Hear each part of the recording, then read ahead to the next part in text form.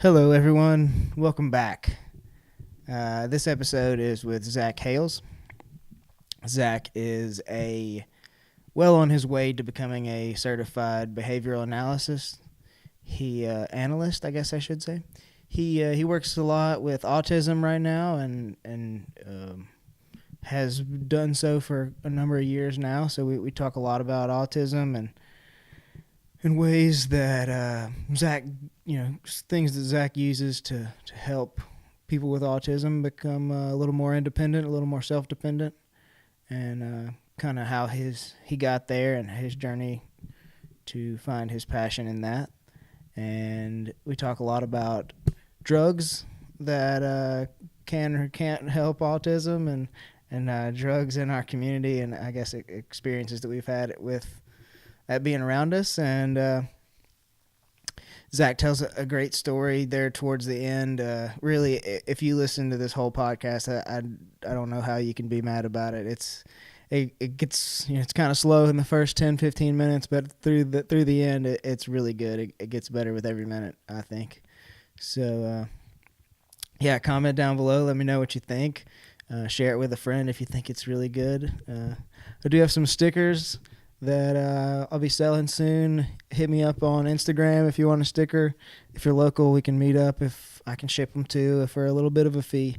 But hit me up on Instagram, dan.mabry, and we'll make it happen.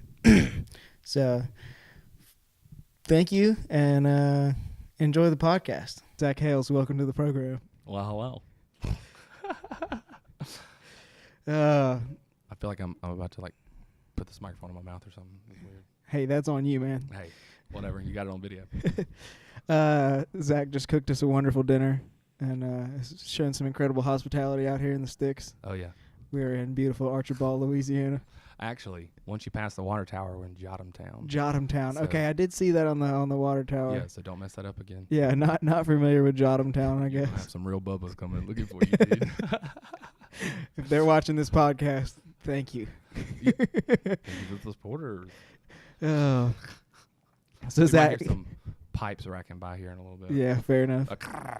If you will. So we are in your grandparents' old gas station, essentially. Yeah, this was Stevenson Grocery. That's cool. This was the pinnacle of Jotumtown, if you will. Okay. Center Place. Yeah, downtown Jotumtown. Downtown Jotumtown, man. Let's put that on a T-shirt. So, did you grow up here on this property?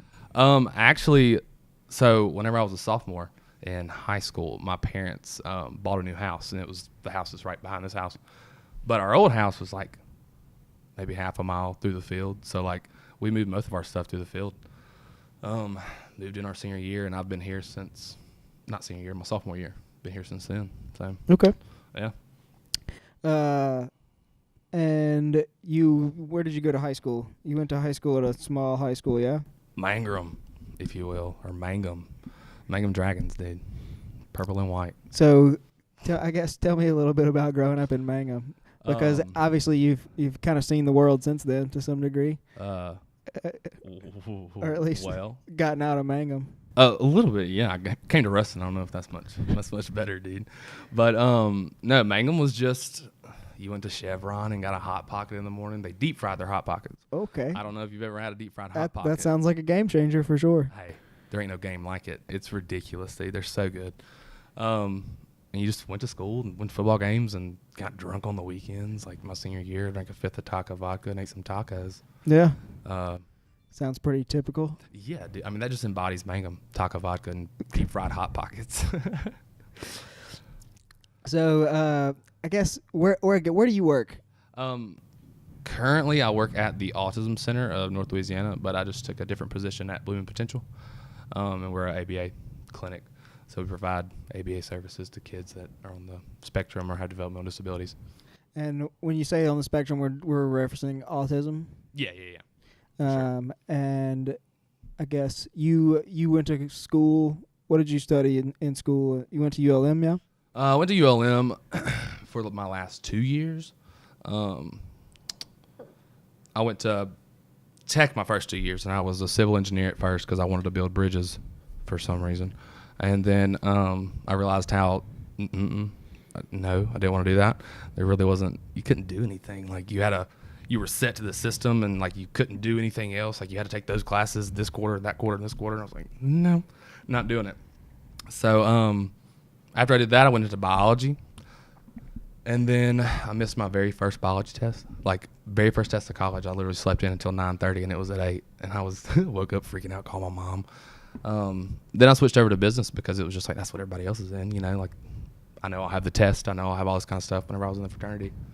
And so after that, I moved to ULM, and I majored in psychology. And that's kind of where I got my feel for the behavioral stuff. So I hope you don't record that burp in here. Look, cut that out. Cut that from the tapes. So what drew you to psychology? I guess I've always been a people person. Like whenever I was in high school, I mean, I was hanging out with people from Rayville, Riverfield, like Winsboro, like all over the place. And just kind of having an understanding of people and what they're into, how they act, why they react that way, those kinds of things was always interesting. And I always knew I wanted to help somebody. I wanted to help people do something. And so eventually I kind of started working with kids that had developmental disabilities, and after that it was a win. Couldn't go anywhere else. So I'm just going to point out, like, I know Zach, me and Zach have interacted before, but we've never really hung out one-on-one. This is the first time I think we've ever hung out and not been like in a bar setting. Yeah, for like, sure. You know, not been two sheets for the wind or something. So, like, I know obviously you're pretty active on social media, and I see this side of you that's like a big jokester and like always kind of loud and fun and always seem to be having a good time. But I also know that there's this other side of you that's like super sweet and caring, because if you're dealing with autism, like, you have to be. You have no idea. You have to have a certain level of calmness about you and patience, I guess. It's really, patience. That is a key word, patience. Yeah, so maybe not everybody knows, but my mom was a adaptive PE teacher. She taught physical education to mentally handicapped kids, and so I kind of grew up around autism and a lot of other different developmental disabilities in younger kids.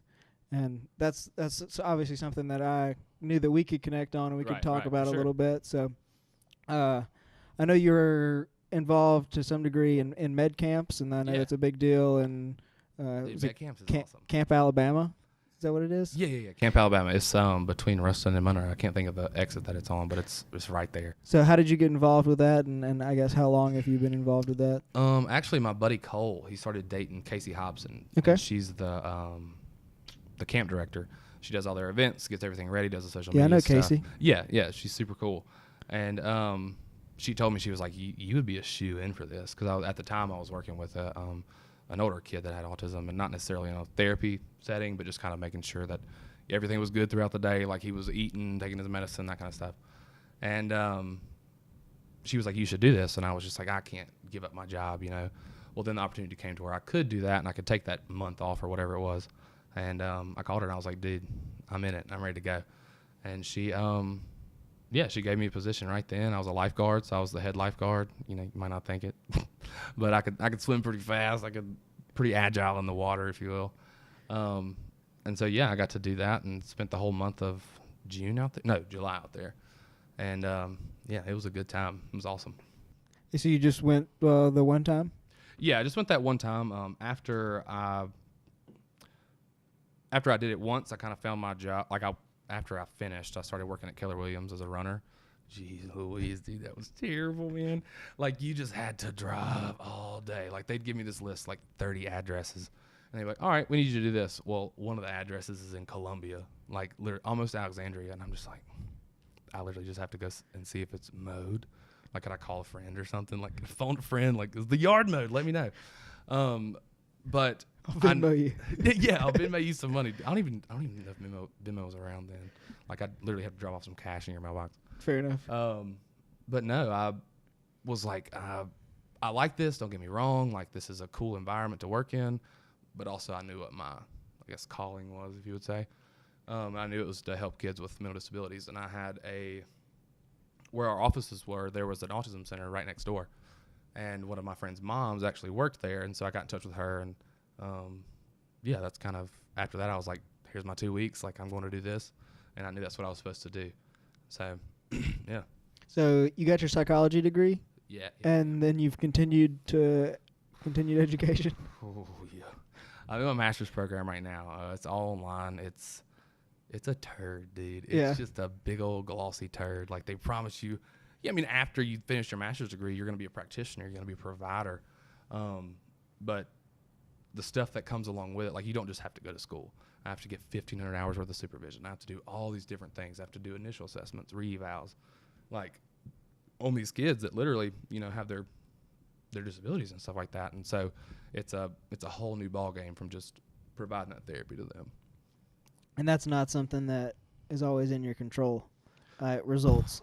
Yeah, no. Results are not always in your control because also every single kid's different. I mean, there are some kids that have an autism diagnosis. There are some kids that don't. There are some kids that just need behavioral intervention, where they'd rather throw their Coke and bang their head against the wall to get a sucker than say, I want a sucker, please. Right. And so it's kind of our jobs to just make sure that they learn how to appropriately ask for things instead of showing those behaviors that are, affecting everybody around them and could have ultimately hurt themselves. Yeah, no doubt. I know that is definitely a concern of just violent behavior out of nowhere, just being set off for a little bit of nothing. And it's, and the thing is, like, people think like, oh, these kids are bad. These kids are, their parents don't have any control over them or anything like that. It's not that. Whenever, for example, whenever somebody's scared of a dog, okay, they just talk directly into the microphone. Like this. I appreciate you being relaxed, Matt. I need you. Whenever somebody, is scared of a dog, they see a dog, they run. That's a behavior. That's, that's your fight or flight kind of taking action. And so, these kids that are in a supermarket and they want a sucker and their mom's like, I'm not giving you a sucker. They throw down, those kids that are just ripping shit off the walls, like going wild. They, that's learned. I mean, it's worked in the past. It's going to work then. Cause if their moms end up giving them the sucker, they're like their moms. Give them the sucker. I mean, hey, why not throw down like that again? Right. If I'm going to get my way, heck yeah. So, our jobs is to kind of look at those behaviors and see what their function is. It might be just to get your attention. I had this one kid, he used to just boom, bang his head against the wall and look at you. And you're like, oh. But it was literally just to get your attention. So, you kind of give them more attention so that way they know how to appropriately ask for it instead of banging their head against a wall. Yeah, because not all of them can verbalize it. Right. Some of these kids are nonverbal, and that's most of the time that's the first thing that we focus on whenever kids come to the clinic is getting that verbal behavior. Because if you couldn't ask to go to the bathroom, you'd probably, throw down a little bit. Yeah, I would imagine if I was in a wheelchair and I couldn't use the bathroom on my own, I would. And most of these kids are early intervention. I mean, they they have a few multiple diagnosis kids, but not necessarily in a wheelchair. But I mean, they don't know how to ask for a Coke. They don't know how to ask, I want that juice or I want that ball back, anything like that. Or they don't know how to communicate. So giving them those skills to like functionally communicate and more socially appropriate skills than headbanging or whatever that may be. Can you give you an example of like how you try to teach that, try to introduce that into their behavior? So, for instance, we do MAND training, and that's M-A-N-D, MAND, not man training. Essentially what that is trying to show them that if you ask for this, you get this. So instead of you screaming and throwing down for a sucker and getting it, you say, I want a sucker, please, and you get it. We break that down super, super small to where they might be just going, they're not having to say, I want sucker, please. If they can, that's one thing. Yeah. But just slowly breaking those things down to a level at which they can definitely achieve that goal. And then slowly kind of adding more and more to that to where they're having to say suh or suck. Yeah. Things like that. And just slowly teaching them. It's a long process. It's not something that happens overnight. We have a lot of kids that their parents come in and they're like, when's this going to get better? Got to be slow. Got to be patient. We got to get 2 weeks of baseline data first. So, and it's all data driven. I don't know if you guys were always like, I love graphs. Well, I didn't. I hated graphs, dude. I'm supposed to interpret this. That's literally all master's program is looking at graphs and being like, what's the behavior here? Yeah. So I take it you had to like do a big thesis and. I have 2 quarters left. So, and at the end of that, I don't have to do a thesis or anything. But I do have to pass like this capstone course where you have to you're tested on every single thing that you talked about during your class. And so, yeah, it's a toughie, especially because you have to do it on your own. Like literally yesterday I was eating at Zadie's aunt and uncle's for her birthday, and we had lamb chops. Oh, yeah.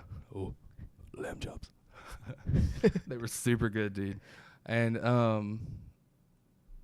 wait. I think I'm having a stroke. Hang on just a second. Just forgot everything we were talking about.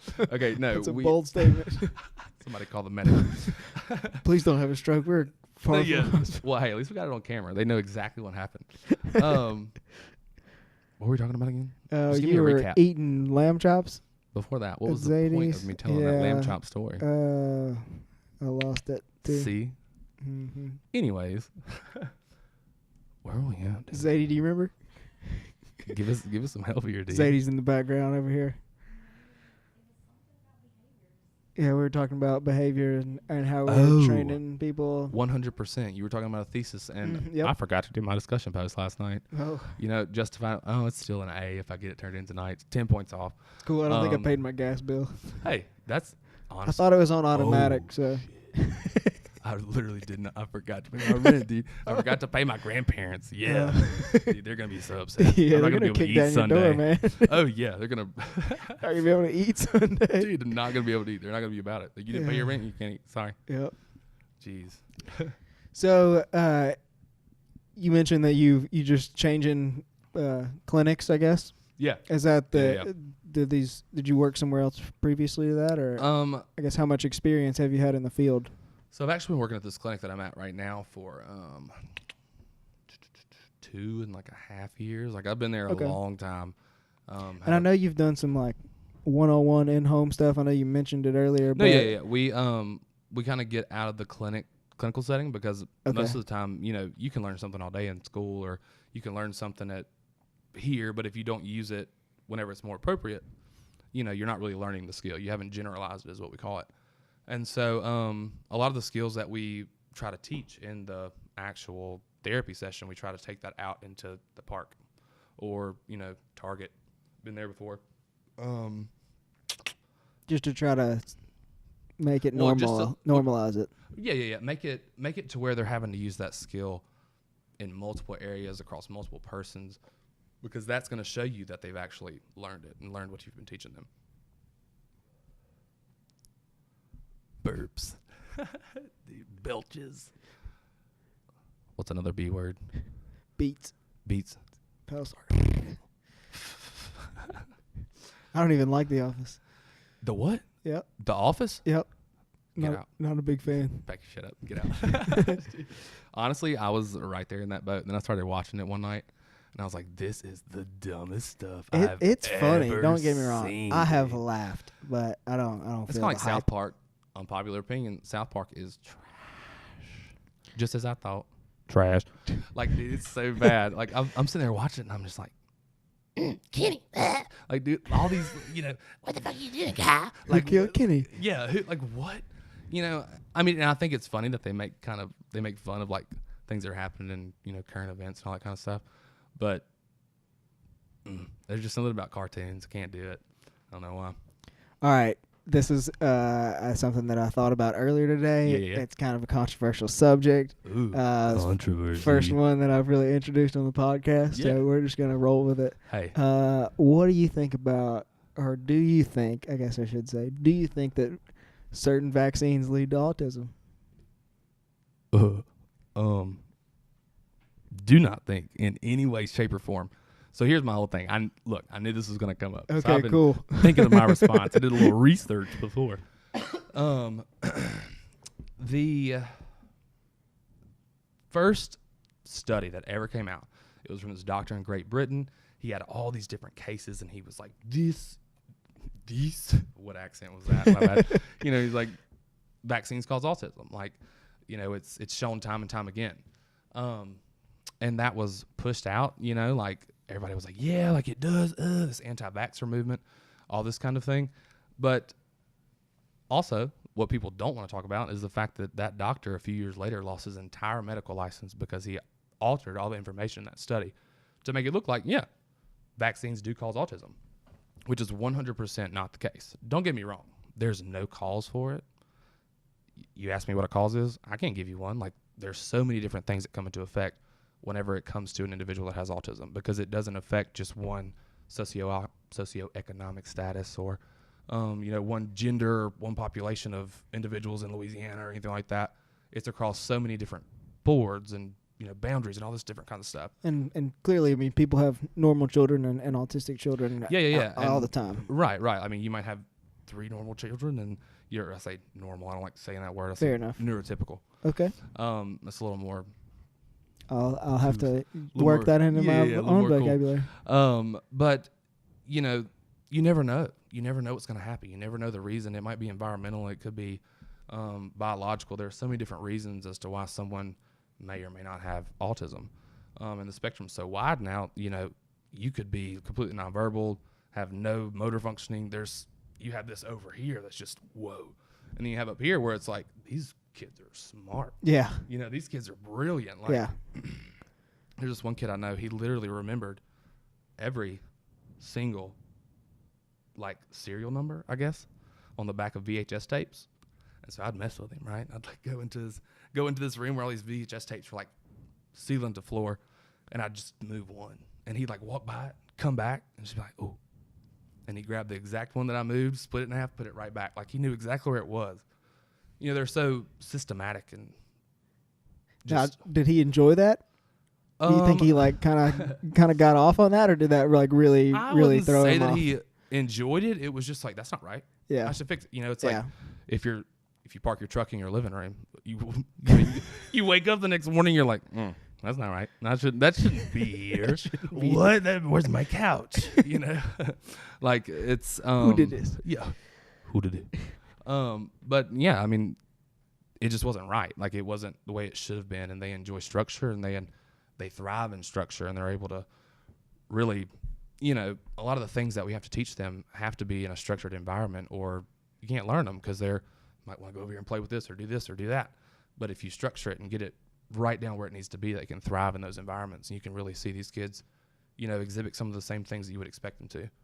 And, but to circle back to the whole vaccine thing, that's a load of, dude, it irritates me. It's just, I say irritation, and not even in the sense of it makes me mad, but it's, you want to deny doctors literally what they're giving you. This is what you should do. We've gotten rid of measles, smallpox. It's funny that you bring up measles, though, because I don't know if you heard about in Oregon and Washington area, they had a measles outbreak. Dude, I cannot. What? I mean, I do understand. There might be this fear of oh, what could happen? We don't know where in these shots and stuff. But these people are literally there to protect you. Some people are oh, I will never take antibiotics. Why? That's ridiculous. You mean to tell me if you have strep throat, you're gonna take some oregano because it's it's a antibiotic, or it'll get rid of strep? What? You got to eat a lot of oregano to get rid of that strep throat, dude. Whenever I could take the Z-Pack in 5 days. Wait, we're good. You can take oregano and get rid of strep throat? Allegedly. Dude, it's literally just what? I mean, and don't get me wrong, there's a lot of vitamins. And I take melatonin every night. I'm sleeping good. You know what I'm saying? I sleep real good. I'm late for work every day. Heard that. That's my own personal issue, but I'm sleeping too good.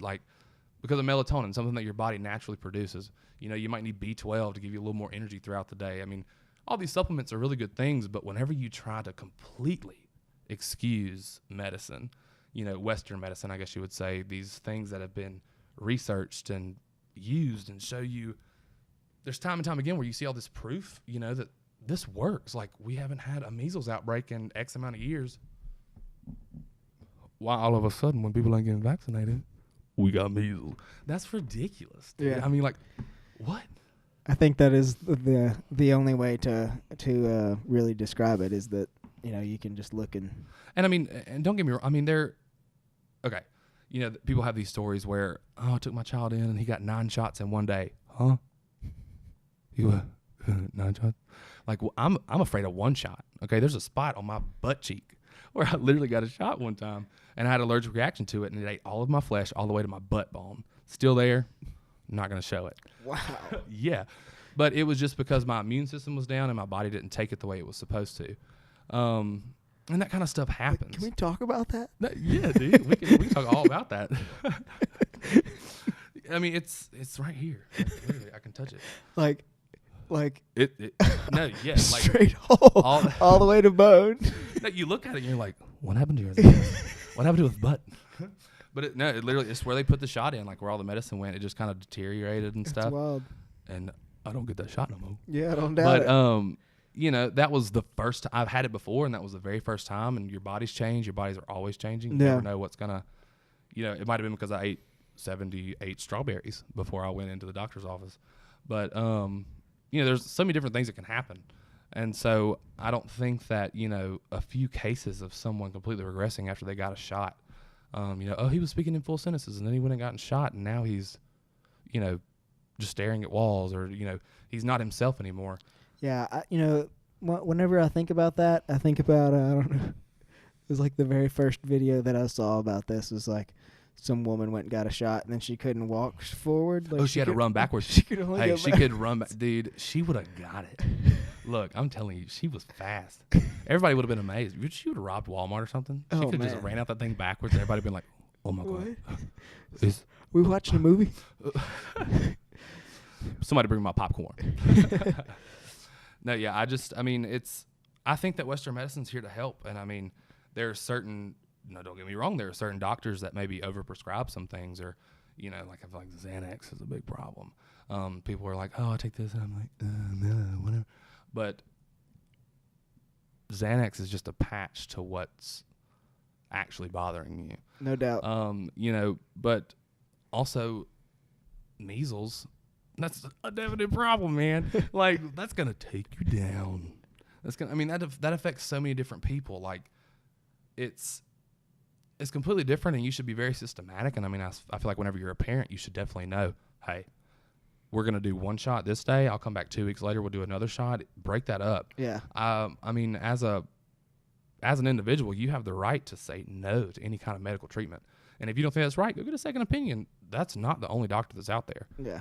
And so, yeah, I mean, it's just, I think there are a lot of causes to it, but I don't think that something that's been around for years, you know, is the reason that people have autism. Like, no, that's not the case at all. So,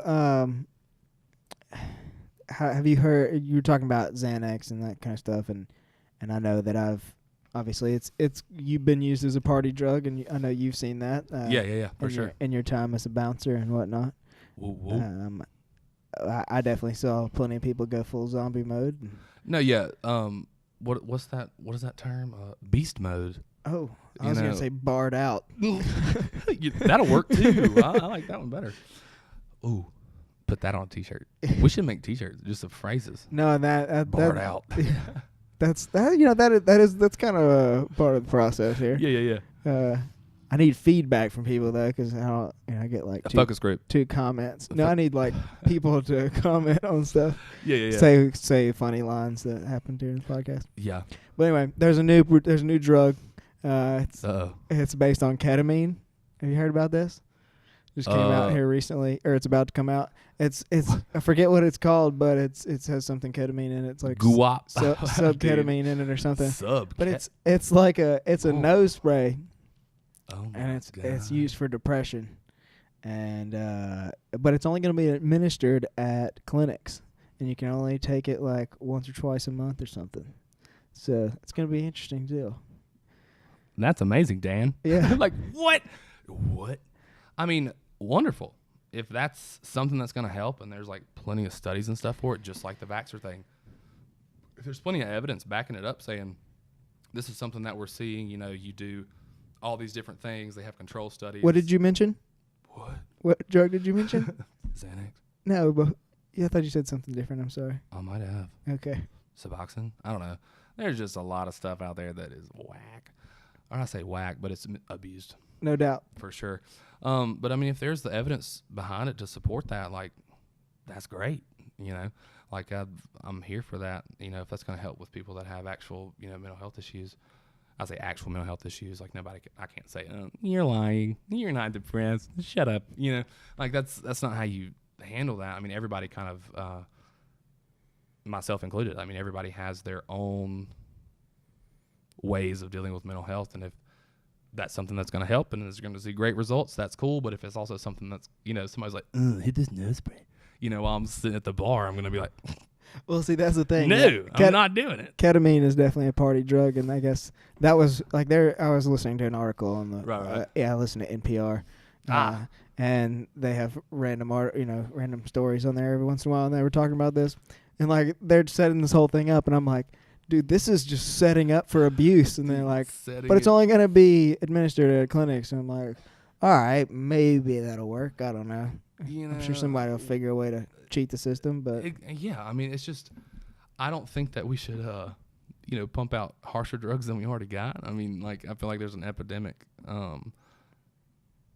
across every single municipal or whatever. You know, there's just so many different issues that people come across with, and I don't think pushing more drugs on people of something that can only be administered in the clinic, because then you're going to have methadone clinics. No doubt. People are showing up every single day to get their nose spray, get their juice. Yeah.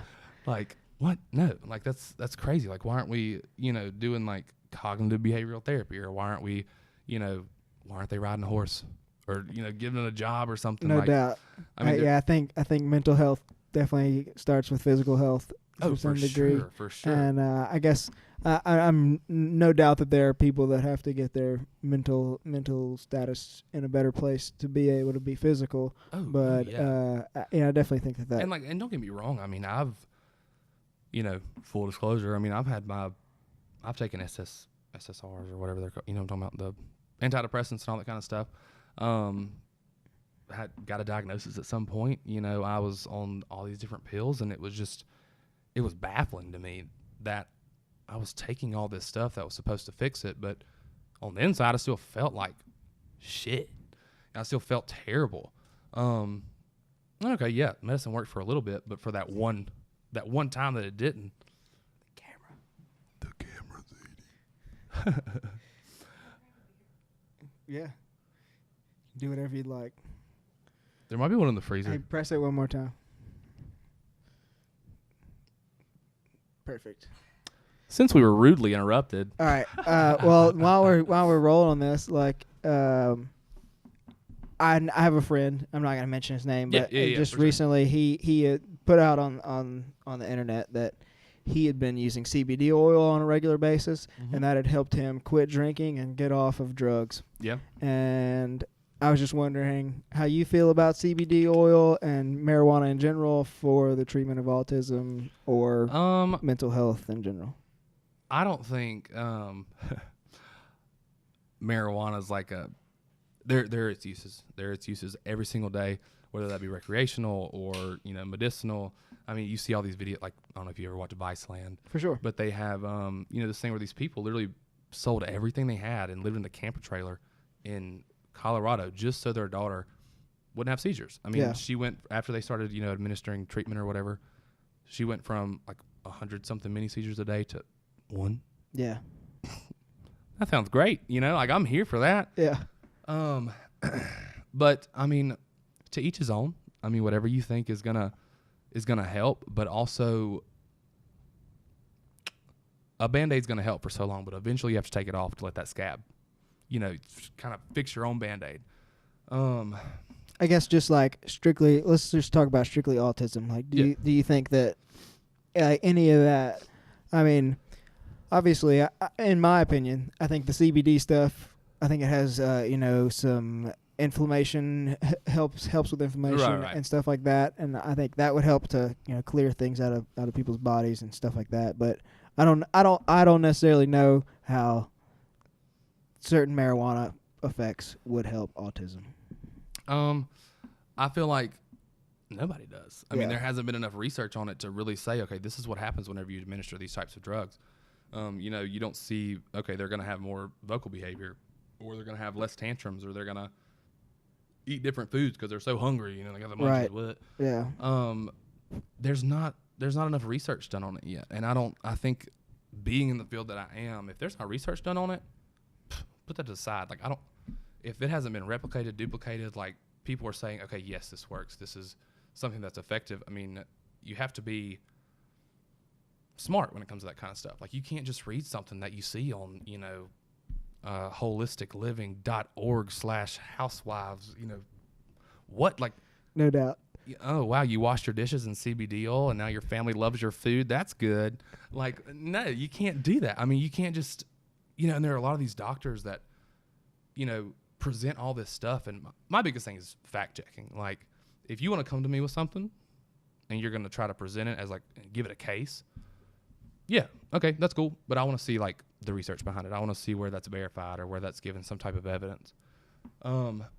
So if, to each his own, I think more and more studies are coming out about like, how it can help people that have cancer or going through chemo, give them their appetite back, make them feel a little better, decrease nausea, all that kind of stuff. Yeah, totally use it. But I don't think that one article is going to prove or, going to change everything. Like, oh, this one article says, just kind of like the anti-vaxxer thing. Oh, this doctor says this causes, nobody else has replicated. Nobody else has said, yes, this is fact. So this Facebook article that my Aunt Sally shared that one time, my Aunt Sally had all this pertinent information on it. I just feel like people get roped into that kind of crap all the time. Dude, and it's, okay, here's my thing. Oh, man. Yep, I'm going to say it. Here's my thing about Facebook, okay? It gave everybody a voice. Don't get me wrong. Everybody deserves to have a voice. Like freedom of speech, whatever. You can voice your opinions. But you get into these certain niches of individuals that, ooh, like they're putting some stuff out there, like sharing it from, we hate Hillary.org and all this kind of stuff. Like just because it's got .org doesn't mean it's, it's all opinion pieces. And I feel like people go looking more so to these people that have the same idea as them. Like I have different views on all kinds of different stuff. And there's not really one that coincides with the other. Like, oh, you believe in this, but you don't believe in this? That's stupid. You can't do that. Yeah, you can. Like that's totally fine. As long as you yourself educate yourself on it. And so I think, like Facebook, man, there's just, Amelia earlier, I was listening to the podcast, and she said something about, people put pictures up of their innards.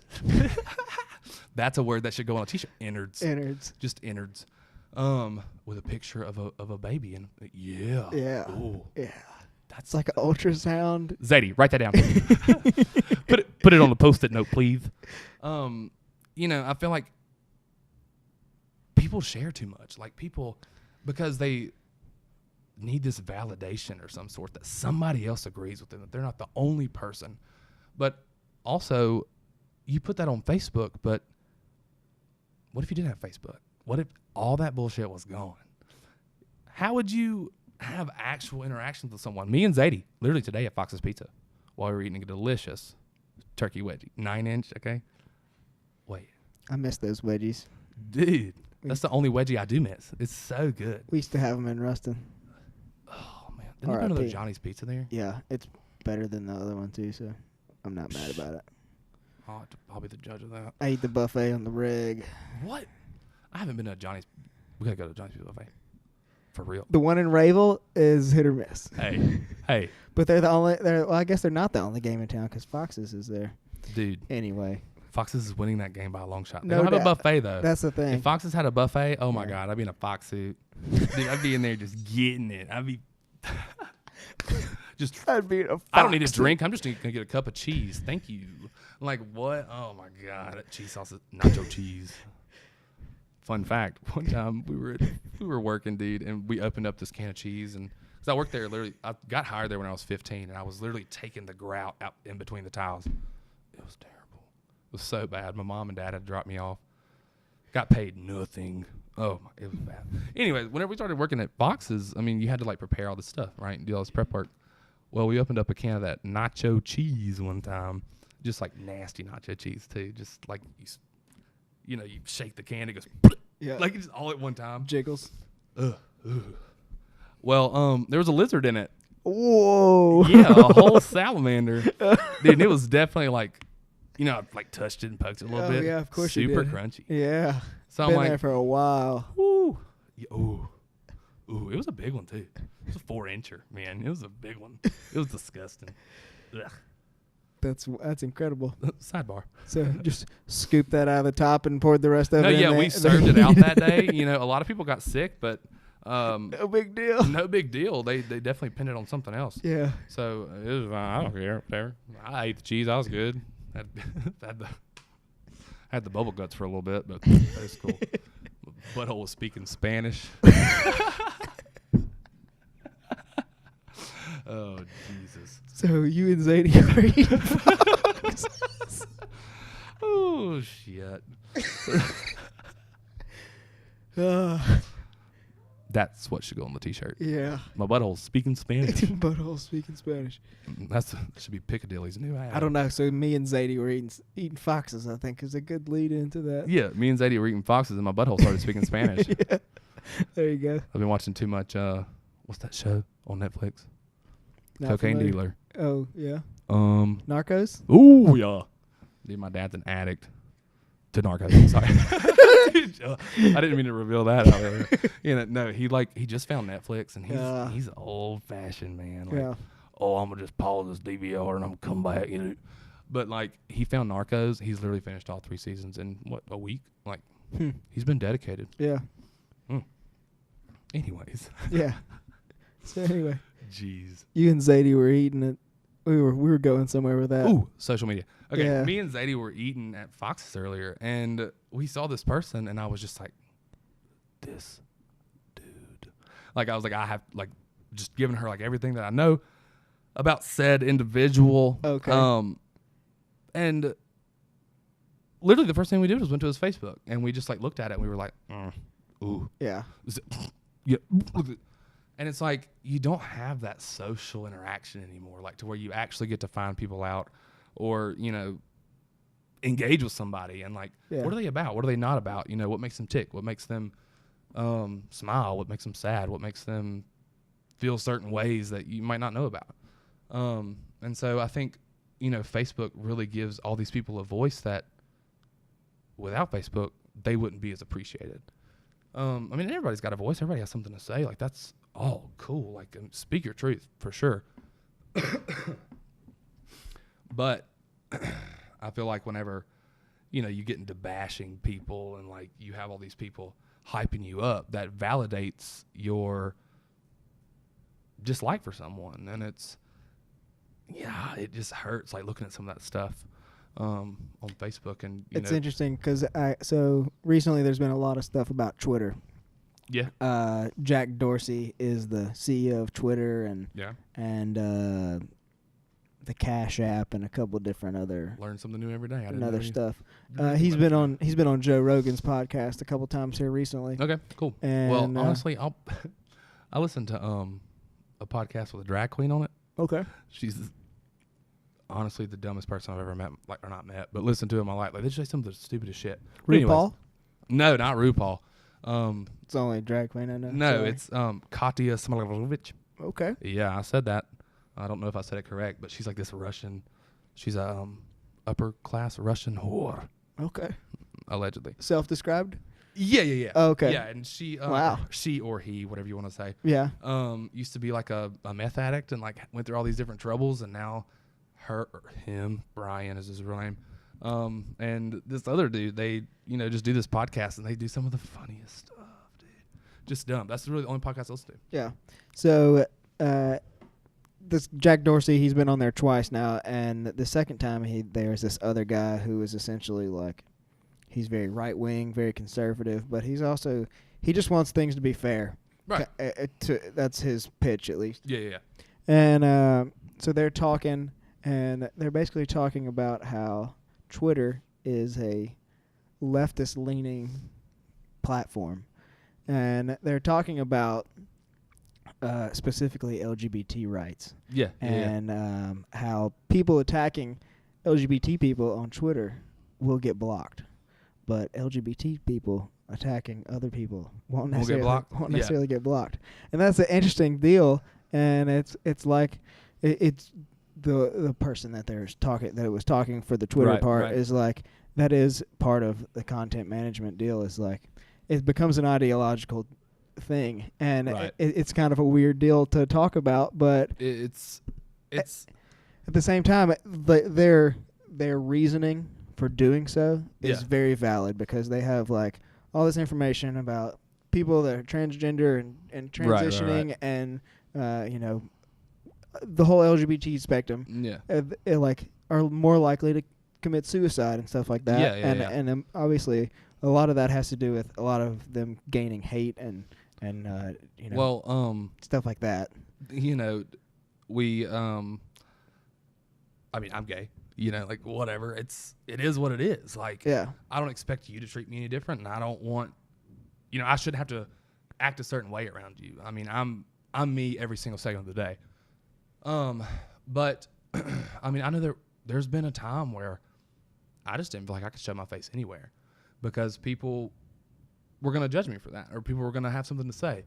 I've had that in my face. Like I remember whenever I told my parents, first off, I'd driven home and listened to Stevie Nicks' "You Can Talk to Me" for 30 minutes, smoking a whole pack of cigarettes. I was lighting them up, one back to another.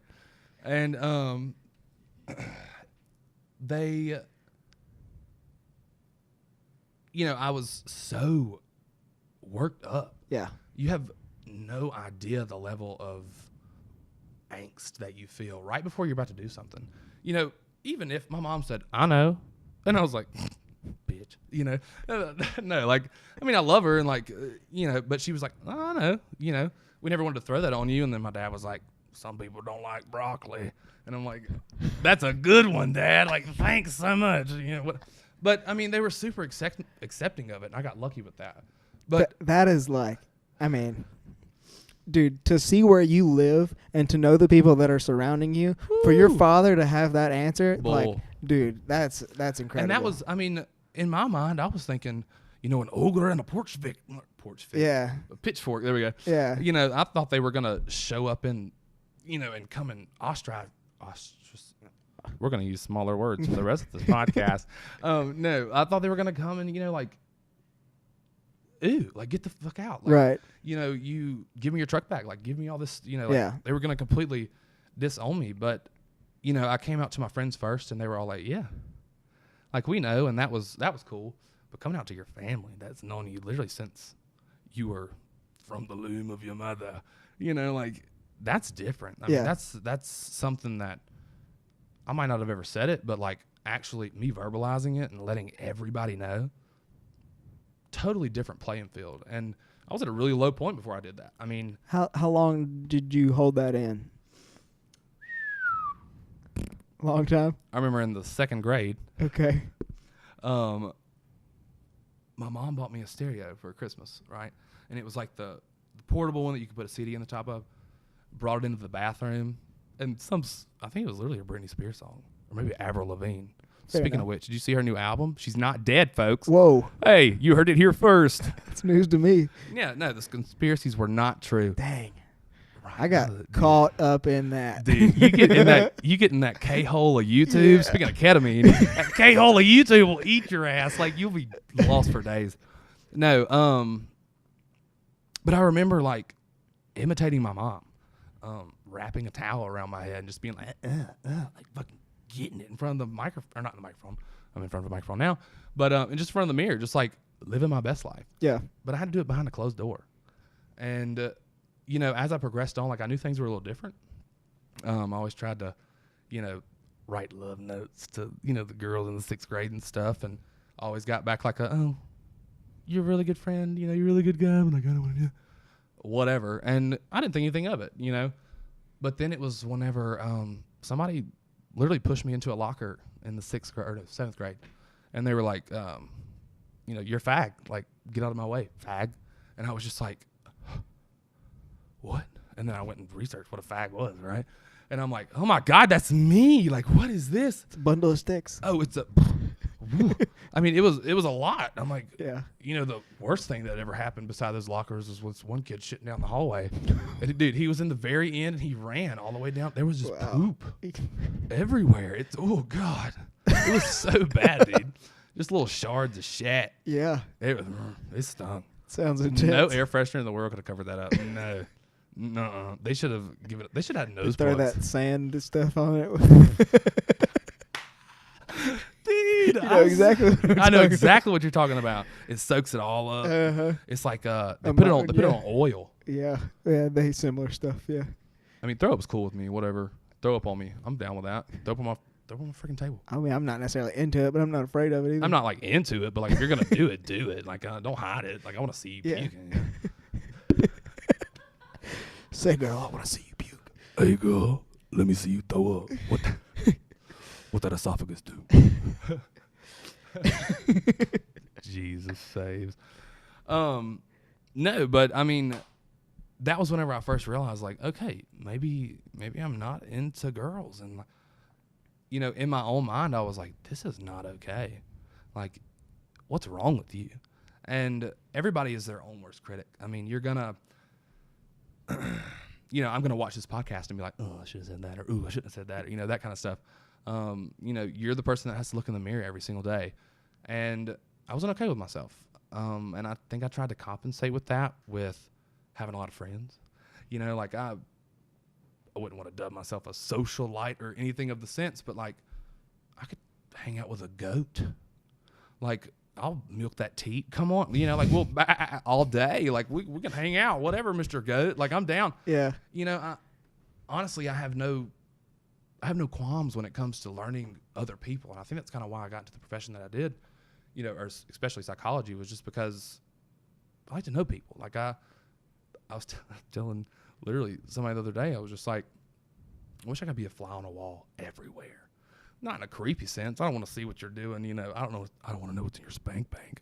But like, you know, I'd like to see, you know, how someone feels whenever they open up a Snapchat from a significant person, or oh, this person liked my photo, you know.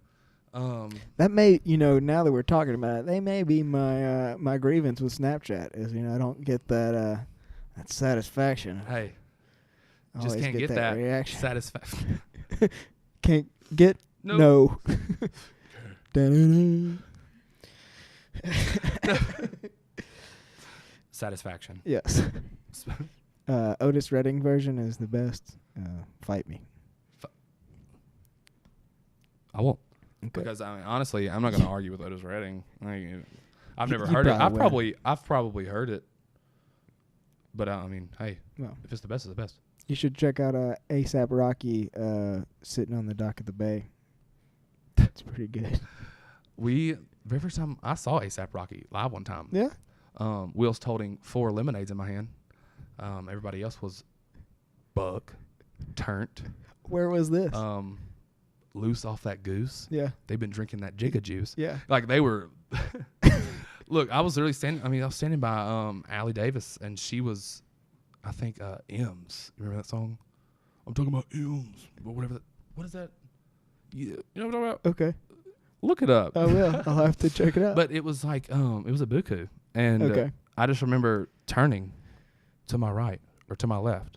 You had 4 big giant lemonades with tops and the big crazy straws. Huge lemonades, yeah, and like one of those Straight out of the corn dogs foot-long hot dog or corn dogs, yeah, for sure, dude. I'm sitting here like, I'm like, got a plethora of Yeah. liquids, like, oh my god, so dehydrated right now.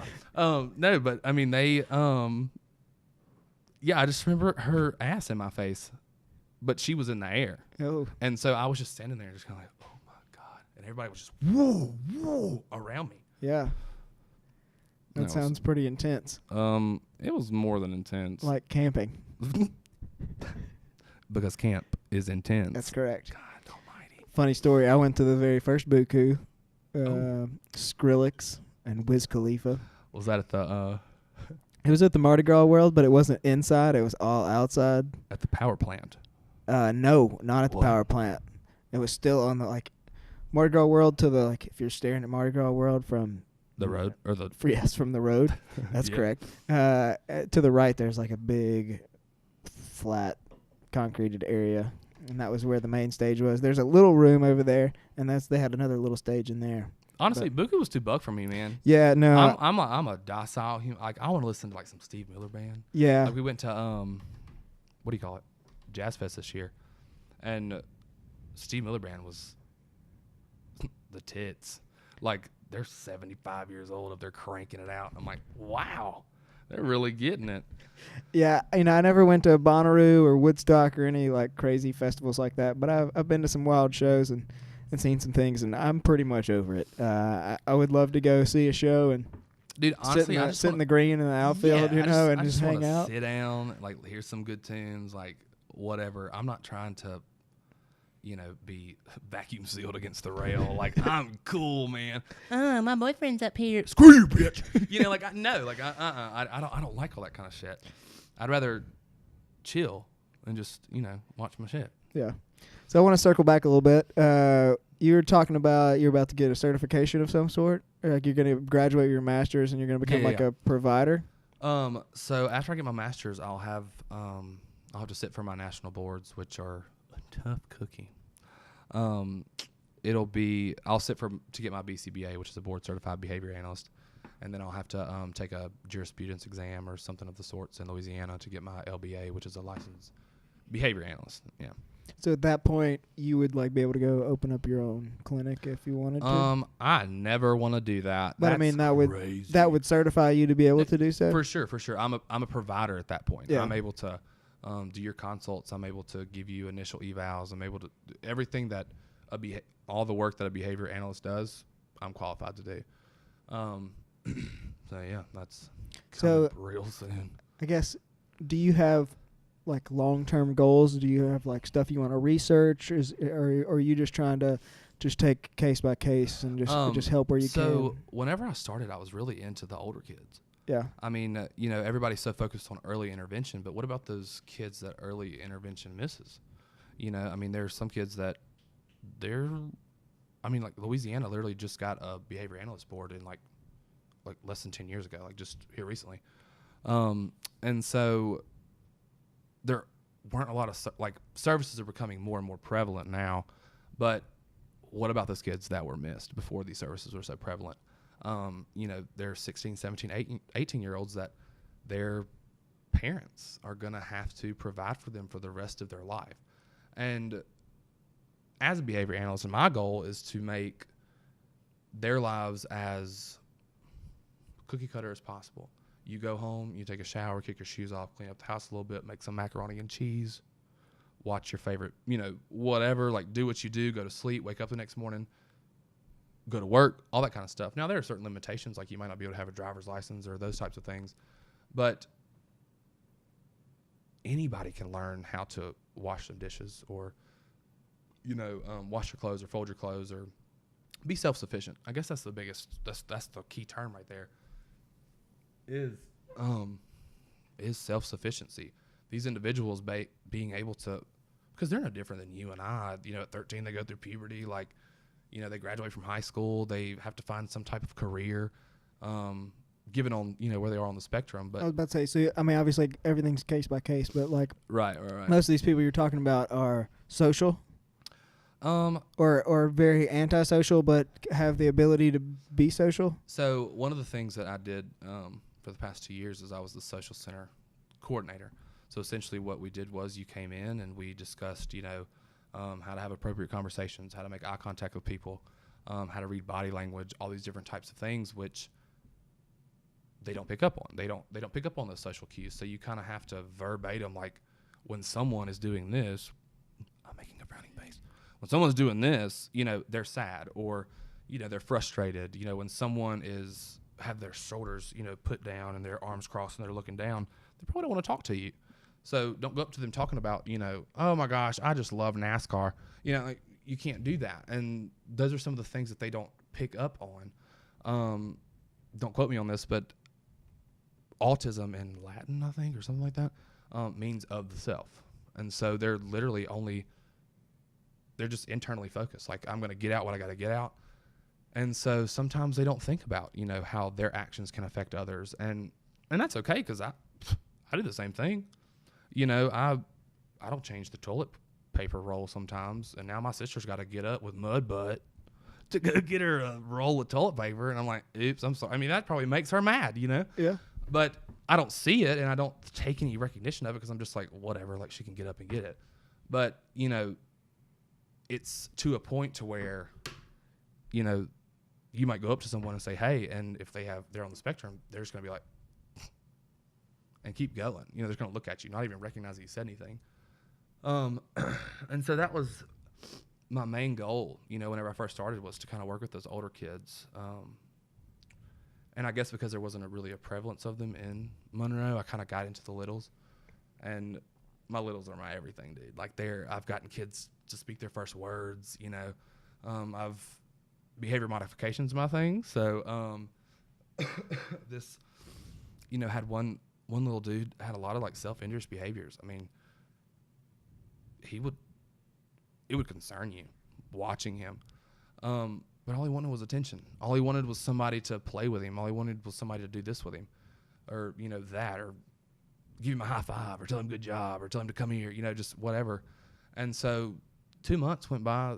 He literally had 0 behaviors, just because of, you know, the ABA or whatever we provide. And and that's whenever I really got into the littles and like saw where you could make such strides, because there are these kids coming in that have 0 words, have all these behaviors, so many things working against them, and you are the sole responsibility for making sure that they can sit in a pre-K class and raise their hand and do their worksheets, you know, without having a behavior or something like that. So. And I can imagine that it's probably easier to get the younger little ones to earliest intervention is the best intervention, because it is so new. Yeah, like I mean, those older kids are a little hardened and yeah, I mean, but you have to think, I mean, these kids are literally going to school. Like, I mean, there's 2-year-olds that are at the clinic for 8 hours a day. That's a lot. I mean, that's a long time. Yeah. But it's because they are showing so many different aversive behaviors and things that aren't socially appropriate that the parents don't know how to deal with. They need to come see us, you know. It's a toughie, but the reward definitely exceeds. I was about to say, the obviously, cost. getting a kid to say his first word is super exciting. Oh yeah, for sure. Imagine that was a very joyful occasion. Oh yeah, I wanted to pee on myself. Yeah. I was super excited. Yeah. I was pumped. So, I mean, that's kind of your goal, is to just stay in a clinic, and I mean, you plan on staying around here or long term? I mean, there's no telling what may come. Yeah. You know, I definitely plan on getting my BCBA, or, you know, my credentials and everything. Right. But also at some point, I mean, I don't want to do that anymore. You know, I may want to go into, you know, more of a private sector where I'm working for an actual business, and they're trying to see how they can reinforce their clients, or not their clients, but reinforce their employees, so that way they can get more productivity out of them. You know, so not necessarily stay in the autism. Right, not realm necessarily of stay in behavior. autism, or maybe even get into the school system. I worked in the school system one time, and I loved that, dude. That was so cool. Like, because everything's situation to situation. Like, you never really know and so there's a systematic way to kind of put those, you know, things into place to where, okay, we can't be systematic about how this happens. But, no, yeah, school system was tight for sure. And I mean, there's so many different opportunities. I mean, there's my professor right now. She literally owns a gym, and she does private consulting or whatever with her clients, and puts like behavioral interventions in, so that way they make sure they stick to their routine, they stick to their diet. You know, hey, you lose 20 pounds in X amount of months, you know, you can go buy yourself a new iPod, or you can do whatever. So because here's the thing, everything that you do is a behavior. Like, if I do this, scratching my eyes, right? That's a behavior. No doubt. Like, you getting up to turn that camera on right there, that was a behavior. No doubt. So, like, there's so many different ways that, you know, this profession can be used to kind of, you know, help improve and benefit everyone. No doubt. And that's something that I guess we didn't really get into, is because all I've seen is you interact with autism. So, Right. I mean, it's good. That makes me excited to hear that you're looking beyond just that. Yeah, and looking beyond just that, because I want to go and get my PhD. I mean, I want to get my LPC, which is your licensed practicing counselor or something like that. You know, I want to be able to counsel parents that have kids with autism. You know, it goes so far. Well, yeah, I mean, obviously, like mental health is a huge talk, like right now. But for sure. I hope that it continues to do so because it is a very important thing. I think we're learning that more and more on a regular basis. Yeah, and I mean it's and there's a right way to talk about it and there's a wrong way to talk about it. There's people that sometimes they put things like I want to kill myself, on Facebook, and I'm like, whoa, and I'm gonna be the first person to send that person a message and just say, hey, here for you if you need it, But the first thing I'm going to say is you probably shouldn't put that kind of stuff up. Yeah. There's a right and a wrong way to talk about that kind of stuff. Yeah. And using it as a way to get attention, wrong way. But discussing it with some of your close peers or some of the people that you find that are closest to you and really saying, look, this is how I'm feeling and I don't know what to do about it. I've had people come to me and they're like, oh, you're in psychology, like, what is this? And I'm like, best advice I can give you, go see a counselor, dude. You're going to get an unbiased opinion. They're literally trained to do this kind of stuff. They have like proven methods of, helping you work this out. And whenever I came out to my parents, I was literally on my way home from my counselor. And, she had just kind of told me, she was just like, have you ever thought that nothing but good could come from you coming out? And I was like, it's the first time I'd ever heard that. Because in my mind, I'm thinking ogres and, they're going to come kill me if I'm gay. And I don't take that seriously, but they're going to, ostracize. Damn, those big words. Ostracize? What Ostracize. Ostriches. My grandfather has ostrich boots. No, they're going to... Osteoporosis. Oh, my God. Bring me my bear regimen. No, I mean, I just feel like... it was the first time that I had ever had someone that knew nothing about me except for what I had told her. And you can only get out, of your therapist as much as you tell them the truth. And she was like, I've literally never heard you, or, she was like, what do you think could come from you just telling the truth and being honest? And I'm like, you're so right, dude. I didn't say anything for the rest of that session. And I mean, getting that unbiased opinion and getting someone that's trained in helping you sort through your own mental issues, there's nothing wrong with that. I mean, but also you don't have to like post a picture with your counselor and be like, in therapy, like just got some Starbucks and now I'm going to therapy. Like you don't have to do all that. I mean, it can definitely be something that's private to you because your mental health is your mental health. It's not everybody else's. And so I think there's, like I said, there's a right way and a wrong way. And I think that, taking those very systematic steps to make sure you're going to get the best outcome and not posting it to Facebook. Get off of Facebook, everyone. No doubt. Well, Zach, I think we're going to wrap it up there. Yeah. I really enjoyed this. I've definitely learned some things. It's been very informative. Shed some light on some cool stuff, and obviously we had a lot of laughs along the way. So yeah. Thank you for coming on, and thank you for having me in your home and cooking me dinner. And ain't no thing but a chicken wing. Maybe we'll do it again sometime. Yeah. Part 2. All right. Come back for more. Sweet. Thank you. All right, dude. Peace.